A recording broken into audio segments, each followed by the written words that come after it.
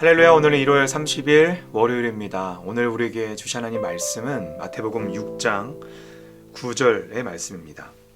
그러므로 너희는 이렇게 기도하라. 하늘에 계신 우리 아버지여, 이름이 거룩히 여김을 받으시오며.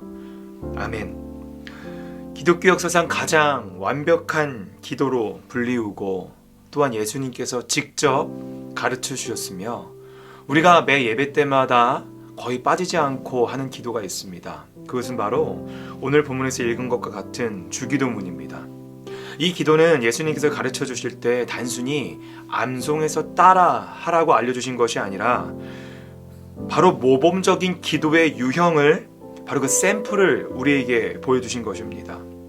그래서 우리는 때론 이 주기도문을 매주 외우긴 하지만 말 그대로 외우다 보니 정말 이 뜻을 우리가 진실하게 상고하기보다는 그냥 입에서 마치 기계적으로 나올 때가 종종 있기도 한 것 같습니다. 오늘 이 주기도문의 시작인 하늘에 계신 우리 아버지여 라는 부분은 우리가 매우 눈여겨보아야 할 부분입니다. 여기서 이 하늘에 계신 아버지여라고 했을 때 이것을 우리가 헬라어로 보면 이렇게 말합니다. 파르테 헤몬 호 헨토이스 우라노이스. 이 우라노이스라고 하는 것은 하늘 뜻하는데 이 우라노이스는 우라노스에서 나왔습니다. 근데 우라노스는 하늘이라고 하는 단순을 말하는데 우라노이스는 우라노스의 복수형입니다. 즉 정확히 말해서 하늘들에 계신 우리 아버지여 라는 고백인 것이지요. 여러분, 여기서 하늘들이라는 것은 단순히 땅의 반대의 개념의 하늘, 그리고 하늘이 여러 개라는 것을 말하는 것이 아니라 우리 하나님께서는 시간과 공간을 초월하여서 무소부재하신 어디에나 계시는, 그래서 그냥 한 하늘에만 계신 것이 아니라 온 하늘들 안에 계시는 하나님이심을 고백하고 있습니다. 그리고 우리는 그 하나님을 아버지라고 부르는데, 우리는 기도할 때 그리고 평소에 신앙생활하면서 하나님 아버지라고 하는 말을 너무나도 자연스럽게 쓰지만 여러분 생각해 보시기 바랍니다. 어떻게 한낱 피조물인 우리가 그 거룩하시고 왕 중의 왕이신 하나님을 감히 아버지라 부를 수 있었을까요? 우리가 하나님을 아버지라 부를 수 있는 이유는 예수님께서 우리의 죄를 대신 짊어지시고 우리의 죄를 대속하시고 속량하셔서 대신 돌아가시면서 우리의 죄를 가져가신 것뿐만 아니라 우리가 예수님을 믿을 때에 예수님의 하나님의 자녀 되시는 신분이, 예수님의 능력이 우리에게 주어짐으로 말미암아 우리가 비로소 하나님을 아버지라 부를 수 있는 특권을 갖게 되는 것입니다. 그런데 우리가 여기서 하나님을 아버지라 부를 땐 단순히 어떤 생물학적인 아버지를 말하는 것이 아닙니다. 이 당시 히브리 시대에서 아버지라고 하는 존재는 모든 가정을 돌보는 존재였습니다. 돌볼 뿐만 아니라 가족의 의식주, 모든 것을 책임져주는 역할이며 보호하는 역할이었습니다. 여러분, 우리가 하나님을 아버지라고 부른다는 것은 하나님께서 우리의 보호자가 되시고 우리의 모든 것을 책임져 주시고 우리를 지켜주시는 분이라고 하는 그 믿음의 고백인 것이지요. 여러분, 든든하지 않으십니까?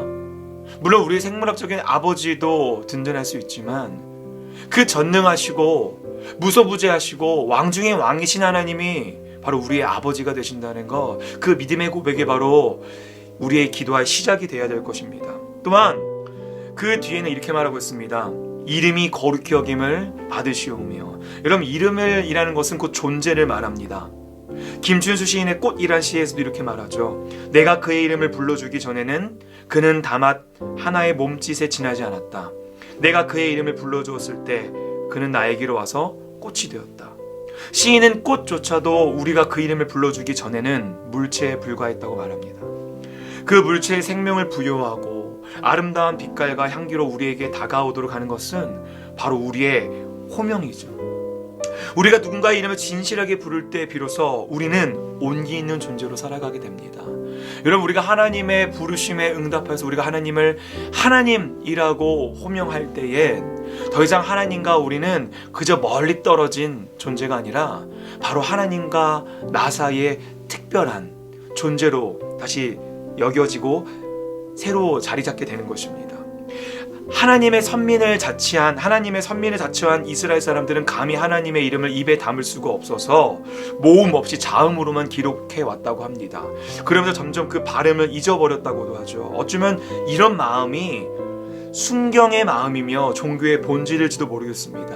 여러분, 그러나 오늘날은 하나님의 이름을 거룩히 여기고 높여야 할 교회들이 때로는 제 역할을 하지 못하여서 오히려 하나님의 이름이 모독받고 있지는 않은지 한번 생각해 보게 됩니다. 하나님의 자녀라고 하는 우리가 편협함과 이기심으로 가난하고 소외된 이들을 돌보지 않고 하나님의 뜻과 전혀 상관없는 삶을 살아갈 때 오히려 우리 때문에 하나님의 이름은 거룩히 여김을 받고 있지는 못한지 않은지 생각해 보아야 할 것입니다. 사랑하는 성도 여러분, 하나님의 이름이 거룩히 여김을 받지 못하고 있는 이 세상에서 하나님의 이름이 거룩히 여김을 받으소서 라고 기도한다는 것은 이 땅 가운데 하나님의 뜻이 이루어지고 하나님 나라가 세워지기 위한 그 하나님의 애통함과 고통함을 이해하는 자라는 것입니다. 그리고 그 고통에 기꺼이 동참하는 자라고 하는 것입니다.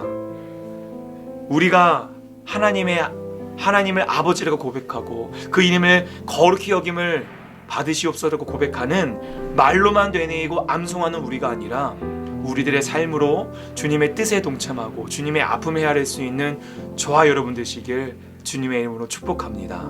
기도하겠습니다. 하늘에 계신 우리 아버지여, 이름이 거룩히 여김을 받으시오며 나라가 임하시오며 뜻이 하늘에서 이루어진 것 같이 땅에서도 이루어지이다. 오늘 우리에게 일용할 양식을 주시옵고 우리가 우리에게 죄 지은 자를 사하여 준 것 같이 우리의 죄를 사하여 주시옵고 우리를 시험에 들게 하지 마시옵고 다만 악에서 구하시옵소서. 나라와 권세와 영광이 아버지께 영원히 있사옵나이다. 아멘.